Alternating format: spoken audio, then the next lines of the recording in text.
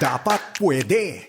Dapat pwede. Programang nagtataas ng kalinangan at kaalaman patungkol sa proseso ng eleksyon at disability inclusion kasama ang Legal Network for Truthful Elections. Dito lang sa FEBC Radio TV. Walang iwanan. Dapat pwede. Dapat pwede. Magandang umaga, magandang araw kaagapay at magandang araw kalente. Ako po si Antoinette Eduardo at kayo ay nakikinig sa 12th episode ng ating programang Dapat Pwede na mapapakinggan sa mga himpilan ng Far East Broadcasting Company o FEBC Radio TV nationwide mula Luzon, Visayas at Mindanao.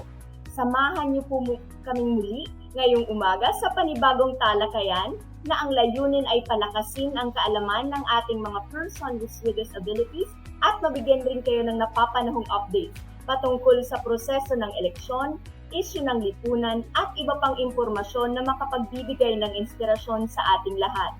Sa layunin na ito, talaga namang mapapasabi ka na lang ng dapat pwede dahil palaging wagas at dalisay. Palagi rin po nating tatandaan na walang iwanan.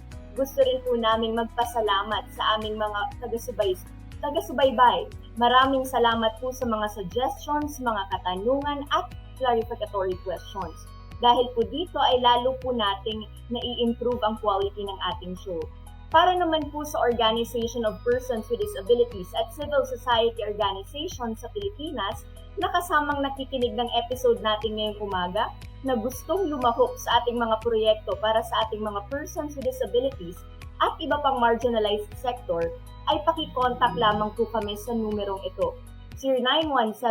0917-106-6265 para po sa mga Globe subscribers at 0920-266-0944 naman po para sa Smart subscribers.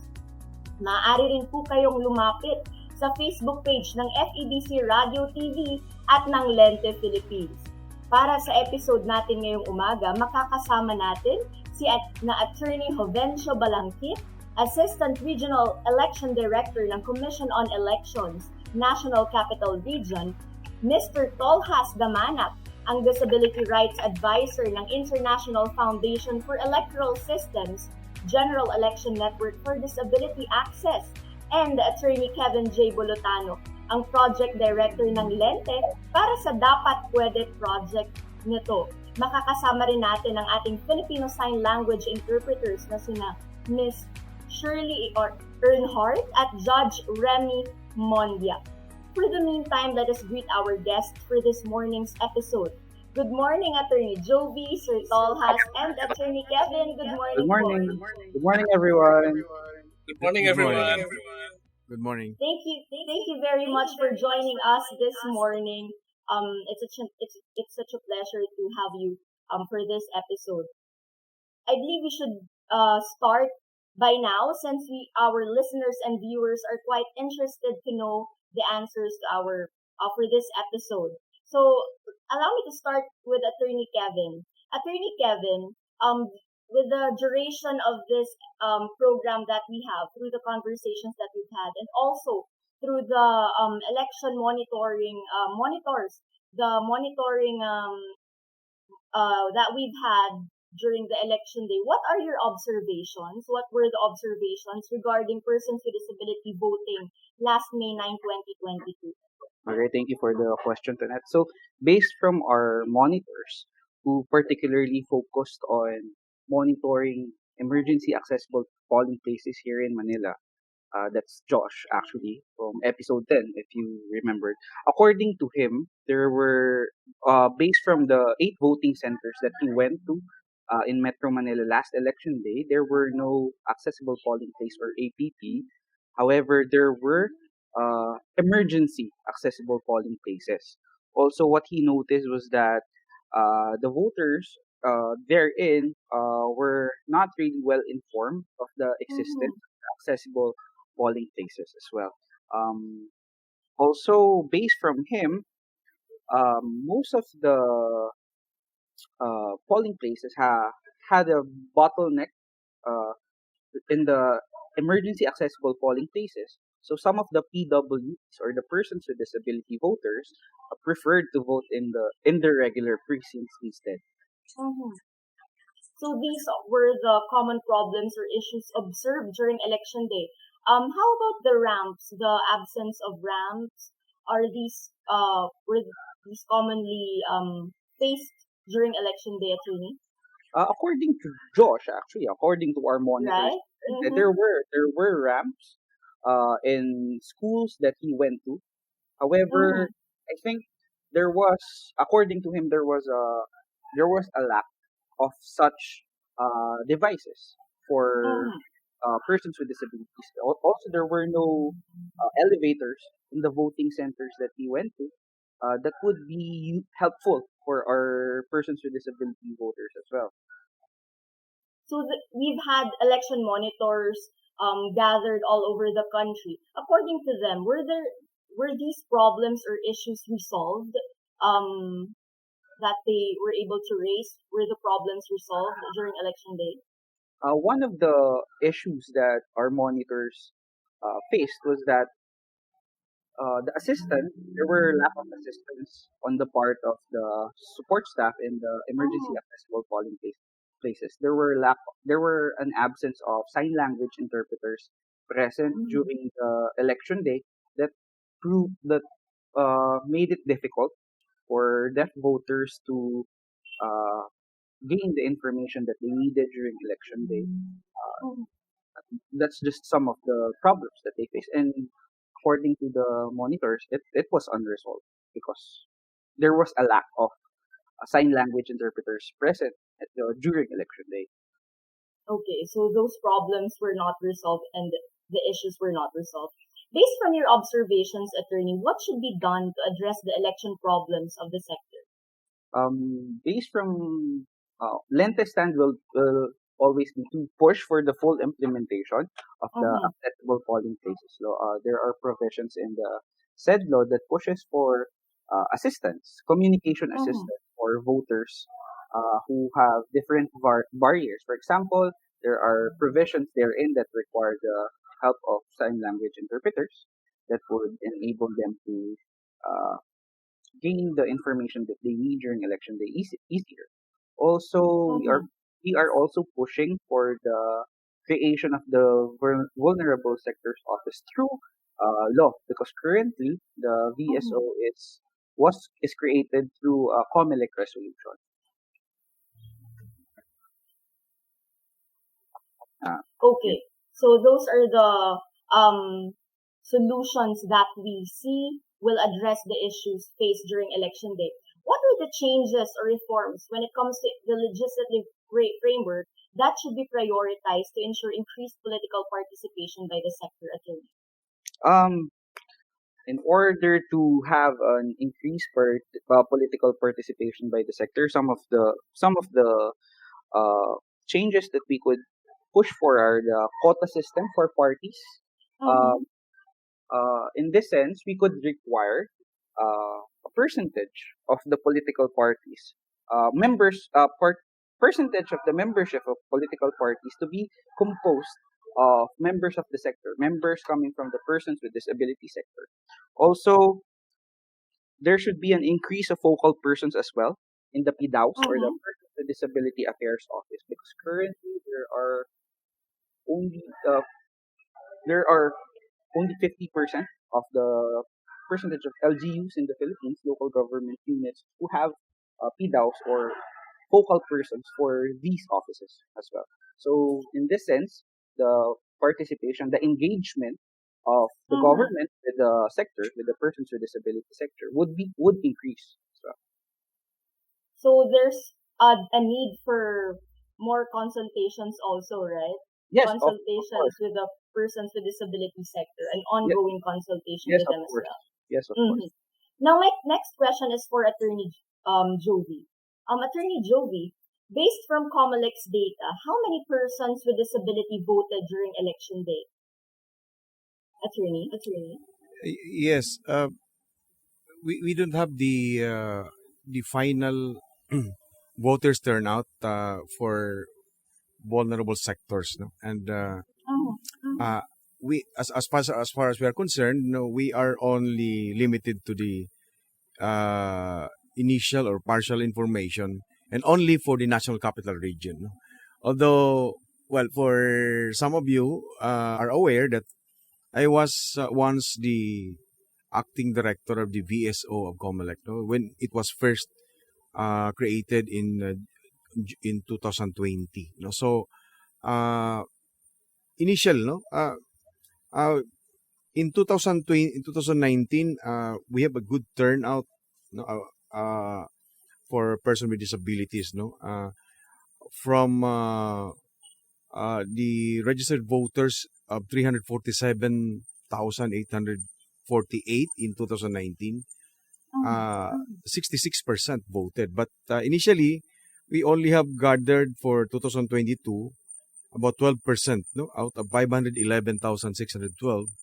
I get the record from the VSO. So they just have an initial of 61,000 plus registered voters or PWD voters who voted. So it's only about 12%. Pero that's partial. No, definitely more than that. Kasi in 2019, it's 66.77% of persons with disabilities voted in that election. So in 2019, we had 82% voters turnout nationwide. So we have 83% this election. So I suppose we will have increased. We will have an increased number of voters turnout. But maybe after all the reports are submitted, the VSO would come up with the final voters turnout. Thank you, Attorney. But do you think the pandemic might have affected the voters' turnout for the persons with disabilities sector?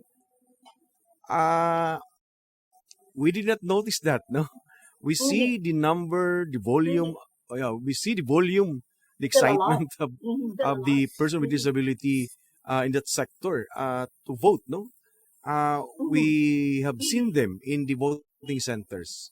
So I don't think it affected. No, aside from the fact that we have those minimum public health standards that were implemented in the voting process. No? So meron tayong mga face mask, meron tayong minimal number of persons inside.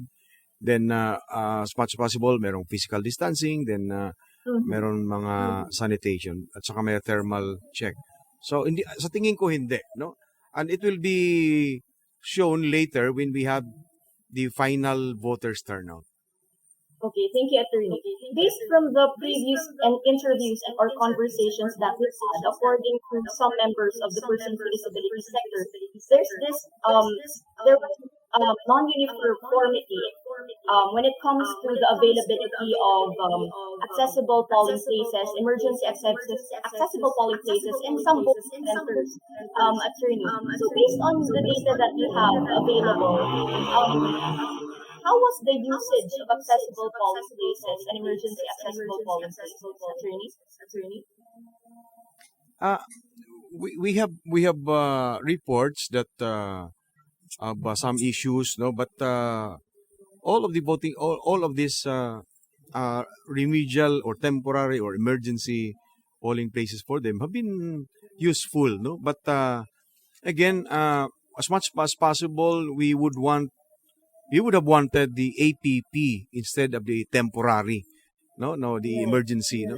But there are hesitations on the part of the voters, no. I'm not sure if it is in the lack of the information drive that prevent them from registering in the APP. But there are some reasons, no, kasi that is why the law was not fully served, no. Instead of having an exclusive precinct for them, hindi nangyayari dahil kina-cluster sila with other regular precincts because of the machine allocation, di ba? Merong supposedly 800 registered voters in 2022 for every one machine or clustered precinct. So since ang mga respondents natin na nag-join sa APP hindi ganyang kadami, we wouldn't have enough machine na bibigay sa kanila exclusive for them. So ang nangyayari in previous elections, sinasali rin ang kanilang precincts, yung APP, sa mga regular precincts. But although they will be in a priority lane, pero just the same, parang kasama na rin sila. No? So that's one of the problems. No? Ngayon, in fact, pag doon naman sa pagkakasama sila, meron din issues dyan kasi lahat sila, parehong person with disability, they should, of course, practice doon sa first come, first serve. Doon naman, naiinip sila kasi pare-pareho na sila. So, ang most of their choices in the meantime is, doon na lang ako boboto sa aking presinto, at least doon priority ako. So, that's the problem about the APP. So, we therefore have to educate them about the advantage of having an APP para in the long run, magkaroon na tayo ng budget for exclusive machine allocation for every APP. And we increase the number of the voters. Kasi ang APP is a permanent precinct eh. This at non-territorial precinct. Kaya dapat nga lumipat na sila doon. Pero 3 elections na yata yung nakaraan pero hindi pa sila masyado nag-i-increase despite our effort to ask them to register or update their voting record para masama sila sa APP. Actually, that is correct, attorney. According to some of the persons with disabilities that we have interviewed from the previous episodes, they said that it's more convenient for them actually to vote in the regular polling place. Do you think it's because there's a lack of number of accessible polling places in every voting center? Do you think one accessible polling place is not enough? No, I think that's not the problem. No? Although that could be a good solution if we have a special policy on the allocation of machine. No, hindi dapat ipareho sila doon sa allocation ng regular voters. Kasi kung ipareho sila, magtatagal nga yung voting nila because instead of serving the purpose, hindi na nasa-serve, no? Or, other than that, we think of other voting alternatives, yung special voting arrangement that we observe in other countries, no? Like postal voting or early voting. These are the possible solutions other than the APP, no? If it can be done, no? Pero, of course, that would require legislation. Pero in India and in other countries, ganoon ang ginagawa nila. Meron silang mga policies like early voting, first hour voting on election day. Tapos meron silang early voting talaga. Then meron din silang tinatawag na may postal voting. So in this way, ma-minimize or totally mawala yung mga issues or concerns nila in voting in an APP or in an EAPP. Thank you, attorney. So my next question po is, were you able to receive any reports pertaining to violations of laws and resolutions regarding persons with disability voting, attorney? Well, I only based I will base my answer on the discussion with the sector head of the VSO. No, the violation primarily is on the lack of the provisions of some yung accessibility, no?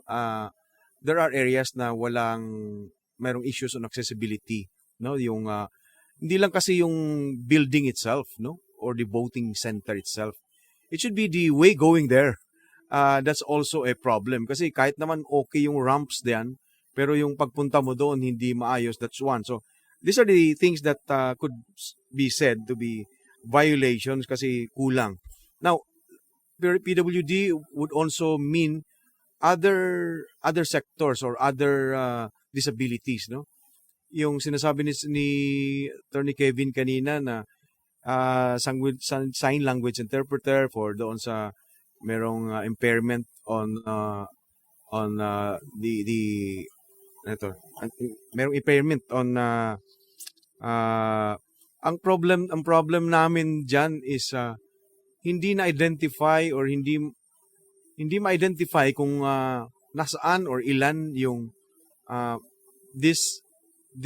disabilities na mayroong sa isang area. So hindi niya mailagay kung saan ba dapat saan voting center ang meron. Unlike alam mo, NVRC, alam namin na blind 'yon. So we can provide yung mga accessibility for the blind, no?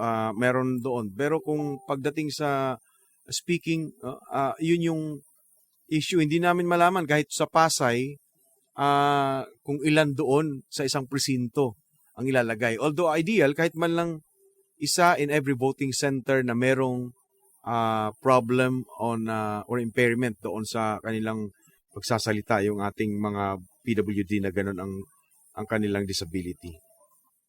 Thank you very much, Attorney. So my next question po is for Attorney Jovi and Attorney Kevin. Given the results of the elections, what should the government, the Dpos, and CSOs focus on with regards to policies?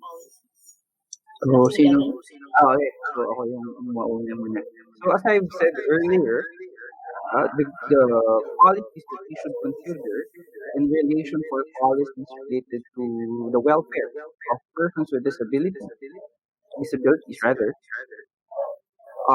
are the following: institutionalization of the Vulnerable Sectors Office of the COMELEC, as well as the full implementation of the accessible polling place law.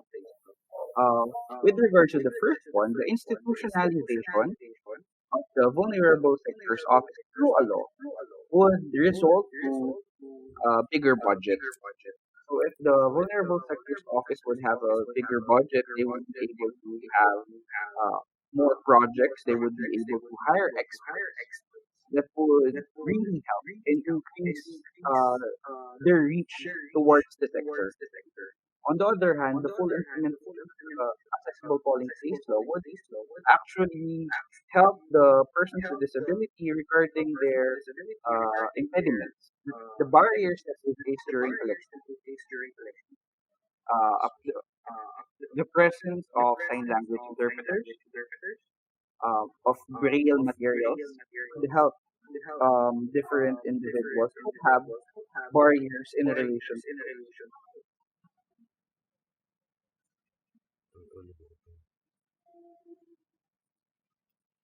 Thank you, Attorney Kevin. I'm sorry my mic was muted. Attorney Jovi, is there anything that you'd like to add? Yes, I agree with Attorney Kevin, no, that there is really a need for the VSO legislation, no. Ang very purpose when this was created, and I think the Lente was there, no. Yung mover talaga, prime mover dito, yung Lente, no.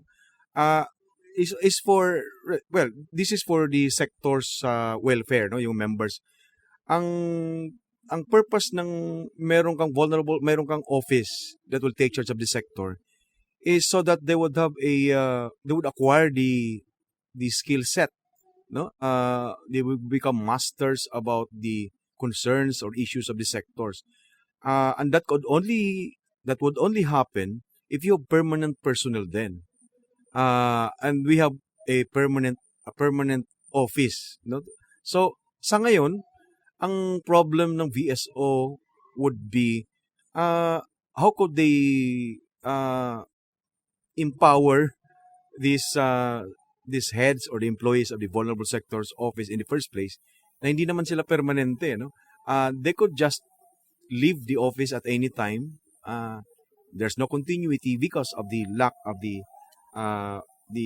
legal statute that creates the VSO. Pero kaya I agree on that point kay Attorney Kevin. Ang isang sa akin naman, I think one of the thing that we must consider other than the full implementation of the APP is the possibility of having the special voting arrangement that are being adopted in other countries, no. So why don't we have the early voting system, no, passed into law for persons with disabilities, or for voting experience, why don't we give them free transportation on election day, or in elections, we could also provide for I said early voting, no, because in that way we can avoid the issues that we are hearing or we are experiencing on election day, no. So kung meron early voting, meron pa tayong other modes of voting like postal voting or uh, there is another mode that we can also introduce, no. But in fact, the overseas voter is doing the study, yung internet voting. So these are the possibility of having this special voting arrangement passed into law would, I think, address the voting or election day concerns of the person with disabilities. Thank you very much, Attorney Jovi and Attorney Kevin. Right now, I'm sure there are a lot of people here listening to us and watching us right now are quite interested to know about this enabling master plan. It's been all over social media and all other platforms. So, Sir Talhas, thank you very much for joining us this morning. Could you please introduce to us and let us know more about this enabling master plan, Sir Talhas? Okay, thank you very much. Very good morning again to all of you, Attorney Kevin and Attorney Jody. It's a very great pleasure and honor for me to be able to be part of this talk show. And again, congratulations with the conduct of the election. And the reason why I'm here is because I think one of the reason is because right now we are promoting the newly launched disability right legal instrument called Asean Enabling Master Plan 2025, mainstreaming the right of persons with disabilities in the Asian community. This document launched and adopted by all leaders, the 10 leaders of the ASEAN in December 2000, November 2018, and then launched in December 2018. And this marked the commitment of the ASEAN as well as the all member states to promote or to mainstream the right of persons with disabilities in all sectors, not only the welfare and social sectors like what I think we had in the past. So, and this is a very we are excited to promote this document together with the Organization of Persons with Disabilities in the region and also the CSOs like Lente in the Philippines. Because we want to also introduce this document to the community, to the government, to all stakeholders, and also to the particular sectors like the part of the government who really manage the election. And actually, the ASEAN Enabling the Master Plan 2025, the goal is to ensure that ASEAN will become more inclusive for people with disability in 2025. That's a goal that needs to be achieved by having this document by ASEAN as well as by each of the member states, including the Philippines, and we are also in Indonesia because Agenda is based in Jakarta. Oh, that's wonderful. That's wonderful to know, Sir Talhas. So could you share with us the signatories of this enabling master plan?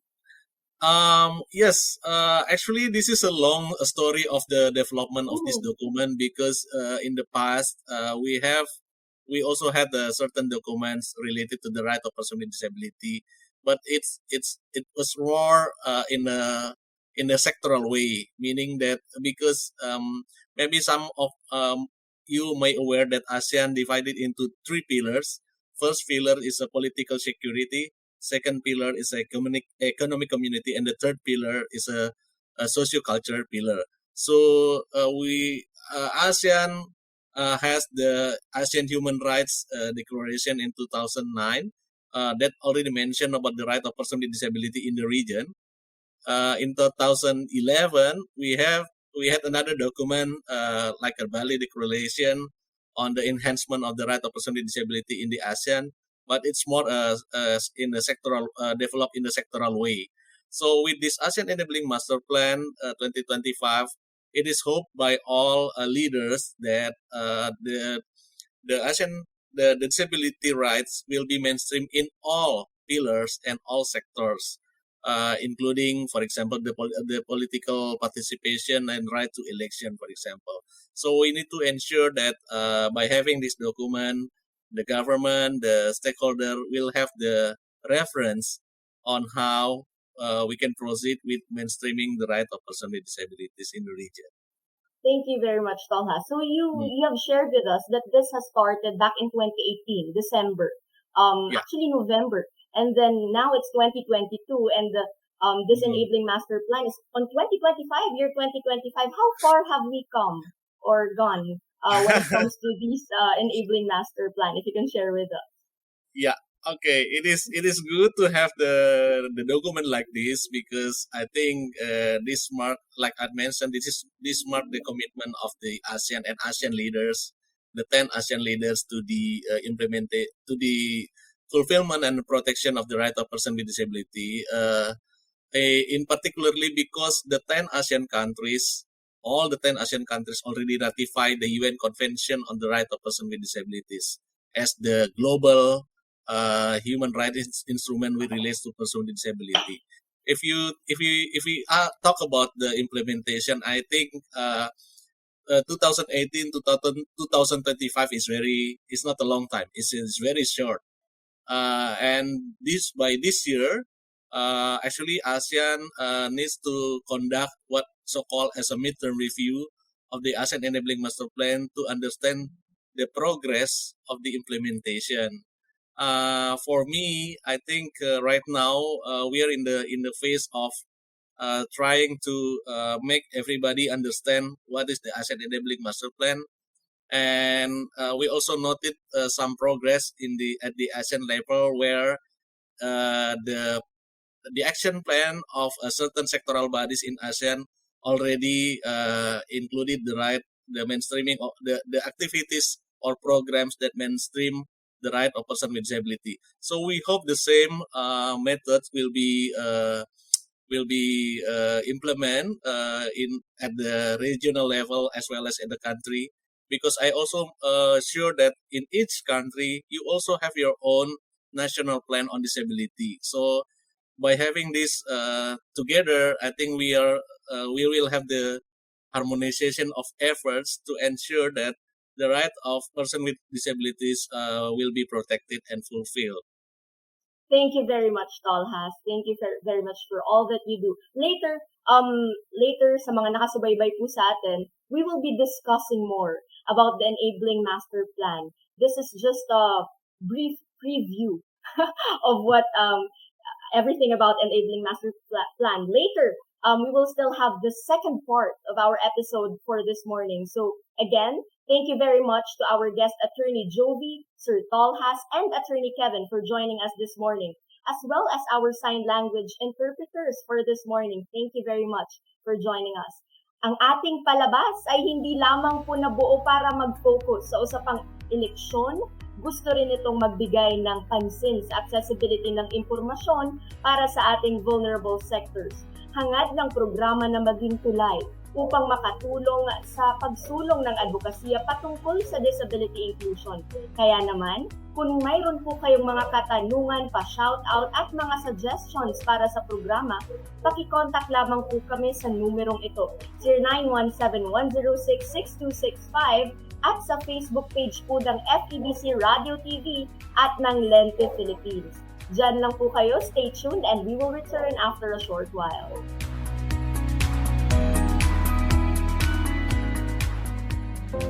Kapag tinawag ka ng pagmamahal, sumagot ka agad. Panatag, marangal. Naririto ako at handang maglingkod. Sundin mo ang sariling puso't kalooban, hindi ang bulong, bighani at tukso ng mga wikang banyaga sa iyo. Matitiis mo ba ang patalim ng balakyot?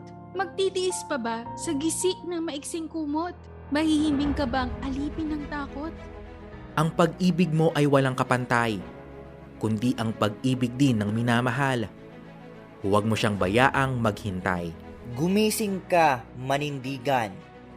Bawat patak ng luha niya'y isang dagat. Bawat ngiti ng tagumpay niya'y watawat. Kapag tinawag ka ng pagmamahal, sumagot ka agad. Matatag marangal, walang bakit. Sana maglingkod. Ito ay hango mula sa tulang Mamamayan ni Rio Alma. Paalaalang hatid ng inyong 702 DZAS FEBC Radio TV, agapay ng sambayanan. Ito ang 702 DZAS. 702 DZAS. Agapay ng sambayanan. Kasapi sa KBP, kapisanan ng mga broadcaster ng Pilipinas. Dapat pwede! Dapat pwede! Programang nagtataas ng kalinangan at kaalaman patungkol sa proseso ng eleksyon at disability inclusion kasama ang Legal Network for Truthful Elections. Dito lang sa FEBC Radio TV. Walang iwanan, dapat pwede! Dapat pwede! Good morning! Muli po sa inyong mga subaybay ng ating programa ngayon. Nagpapatuloy ang programang Dapat Pwede. Muli ako po si Antoinette Eduardo, ang inyong host. At ang programang ito ay nabuo dahil sa pakikipagtulungan ng Lente at napapakinggan sa himpilan ng Far East Broadcasting Company o FEBC Radio TV nationwide mula Luzon, Visayas at Mindanao. So we are continuing from our previous discussions before our break, and we still have a few more questions for our guests. So we're still joined by Sir Tolhas, Attorney Jovi, and Attorney Kevin, and also joining us, our FSL interpreter, Judge Remy. Good morning again to all of you. Sir Tolhas, a while ago, before we paused for a commercial break, you introduced to us Enabling Master Plan. You have shared with us the goal and the what's been going on about said Enabling Master Plan. Now, Sir Tolhas, how can the Enabling Master Plan help the sector? Sir? Yes. Okay.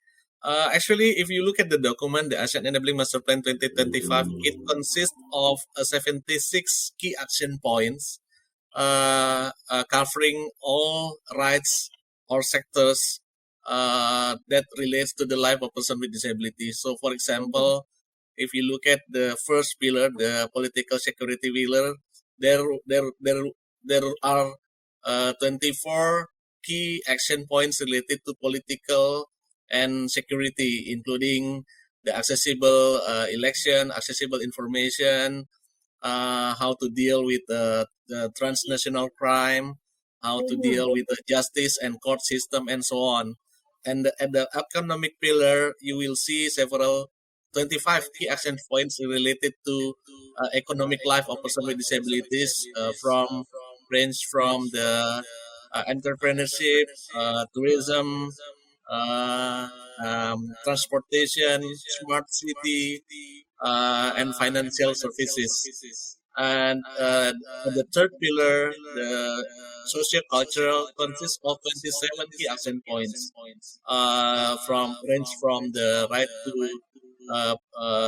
social security, education, sports, leisure, and disaster management, and so on. So it gives us set up reference or outcomes that we can use or we can achieve or we can develop further to understand what activities or programs that should be given or should be implemented if we want to mainstream the right of person with disability in our context. Thank you very much, Sir Tola. So basically, it encompasses all factors in order to help the sector, especially the persons with disability sector. Yes. So, if you may share with us, Sir Tolhas, what are the enabling master plans' unique characteristics in order to ensure the mainstreaming of disability rights in the country? Sir? Yeah, I think the unique one is that the first, it provides us with the background of why we need to think about the inclusive of person with disability in all sectors.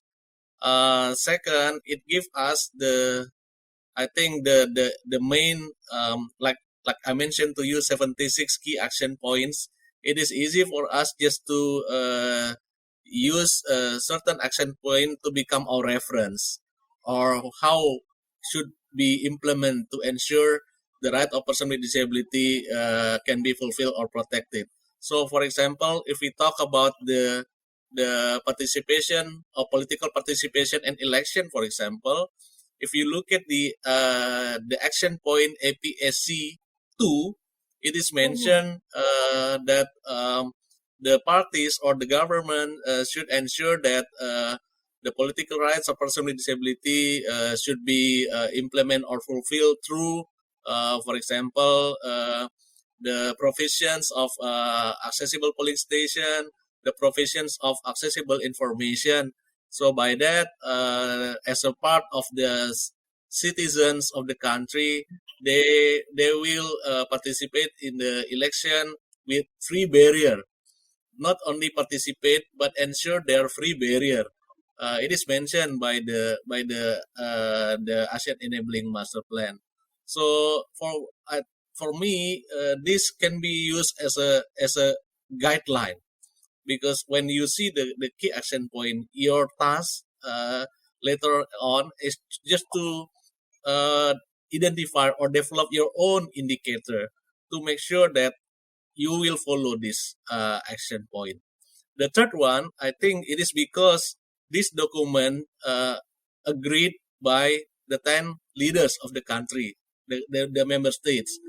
So meaning that all countries should work and collaborate together to implement this document, to evaluate this document, and also to ensure at the end the right of person with disability will be fulfilled or guaranteed or protected.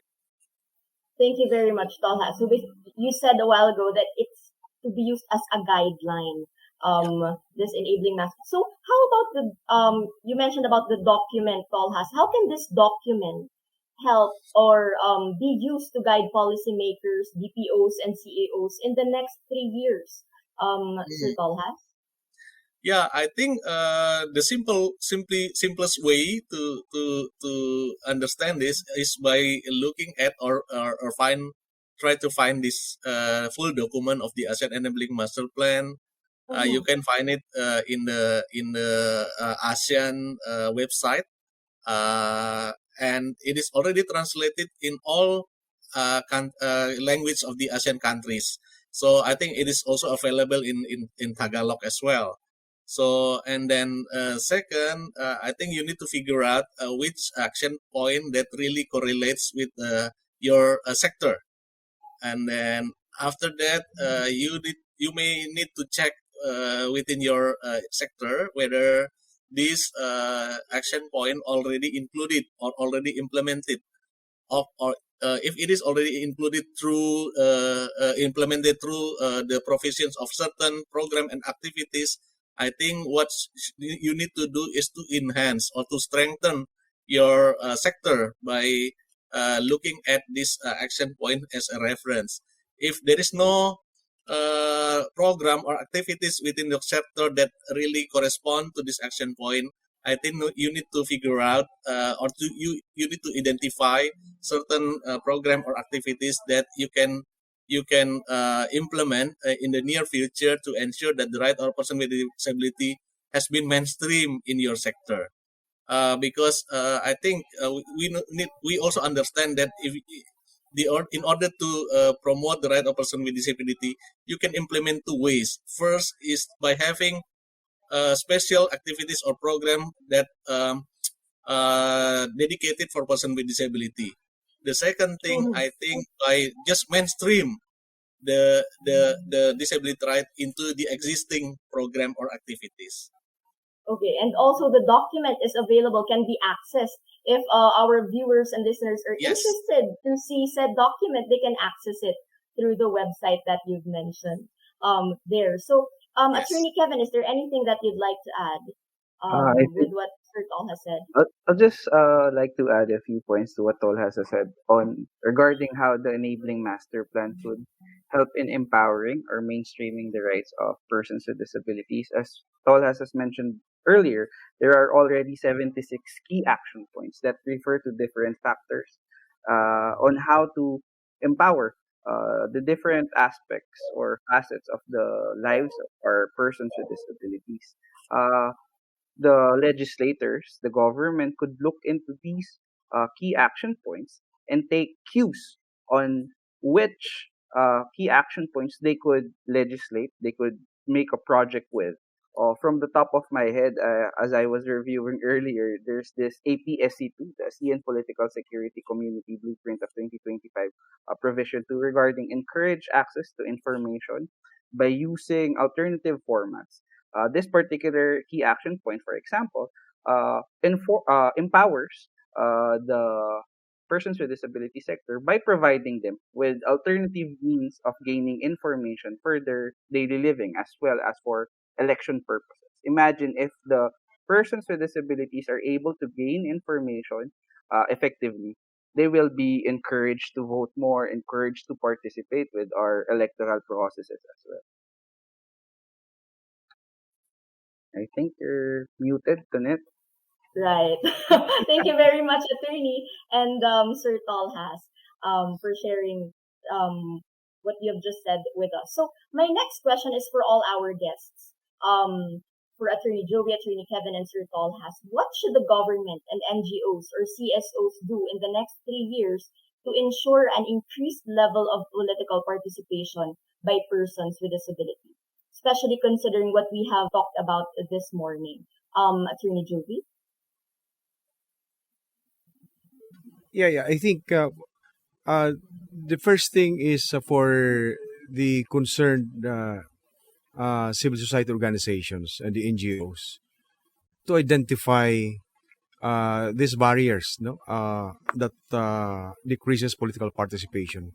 So we, after identification of those barriers, then find the in a series of conferences and workshop, we can identify and then recommend the solutions. If it will entail legislation, then lobby with the legislative department for the passage of those law, no, that would be for the increased level of political participation.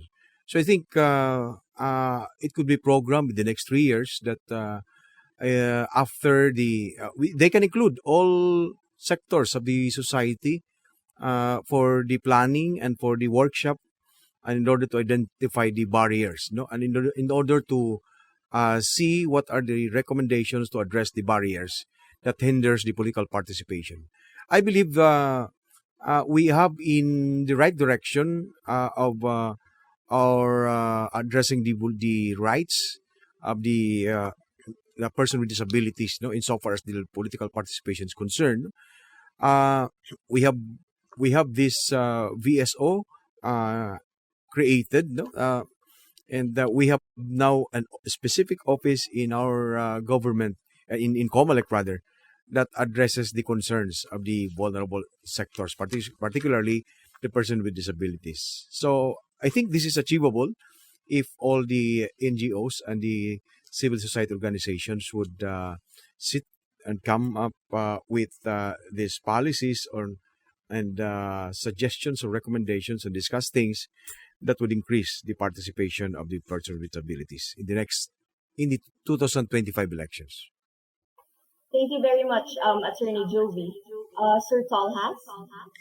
Yes, agree with Attorney Judy. I think the first at the country level, at the country context, because we really rely on the provisions of the policies that really sensitive or included the right of person with disability on it. So in every chance that we have, we always encourage the government to, and also the civil society, to work together to evaluate the existing policies, to check whether the policy itself already accommodated of the right of person with disability.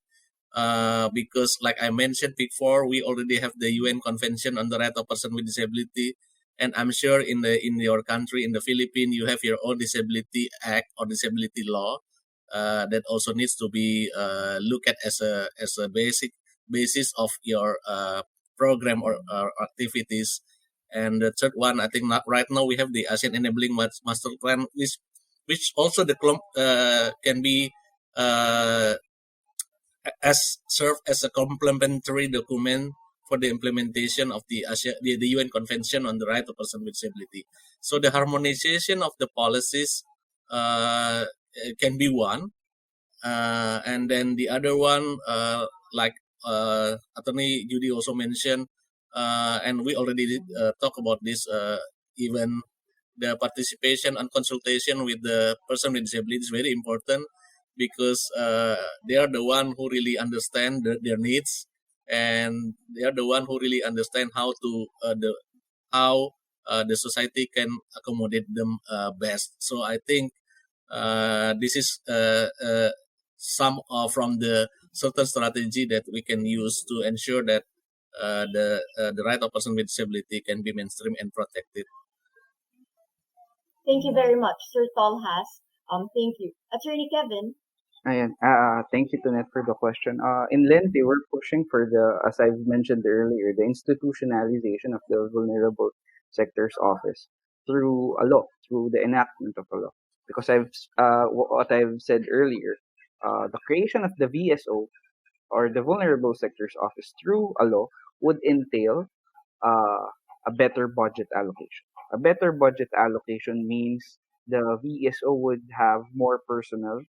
They would be able to hire experts. They would be able to launch more projects, not only for the persons with disability sector, but also to other vulnerable sectors.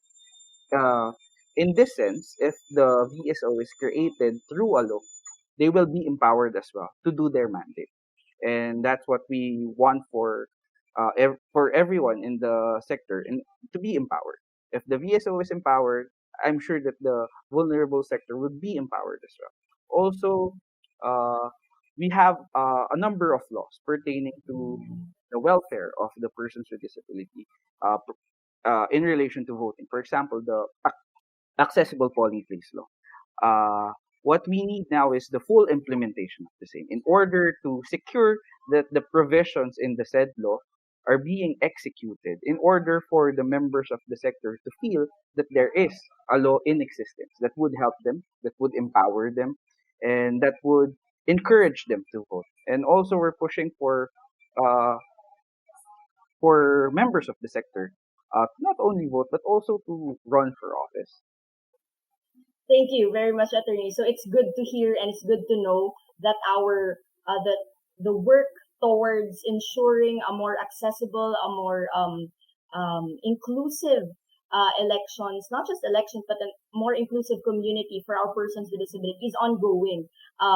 We do not stop from elections 2022. We are still working hard to see more improvement in the next elections 2025. So again, thank you very much for our special guests this morning for sharing with us their wisdom, their insights for this episode that we have this morning. Thank you very much again to Attorney Jovi, Sir Tolhas, and Attorney Kevin.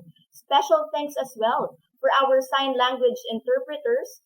We have earlier Miss Shirley Earnhardt, and right now we have Judge Remy Mondia. Thank you very much for joining us this morning. Muli po, bago matapos ang episode na ito, nais po naming anyayahan ang iba't ibang organisasyon of persons with disabilities at civil society organizations sa Pilipinas na kasamang nakinig ng episode natin ngayong umaga na gustong sumali sa ating mga proyekto para sa ating mga persons with disability at iba pang marginalized sector ngayong eleksyon. Para po dito ay maaari ninyo kaming makontak sa numerong ito, 0917-106-6265. Maaari nyo rin po kaming kontakin sa Facebook page ng FEBC Radio TV at ng Lente Philippines para dito. Opo, tapos na ang 2022 elections pero patuloy po ang ating pagtrabaho na mas pagandahin, mas maging inclusive pa para sa persons with disabilities ang election 2025. So magtulungan po tayo. Maraming salamat po muli Mula sa buong pangkat ng Dapat Pwede na umalalay sa atin sa loob ng 1 oras at ang buong pangkat ng ating production team, muli po, ito po si Antoinette Eduardo. Maraming salamat po.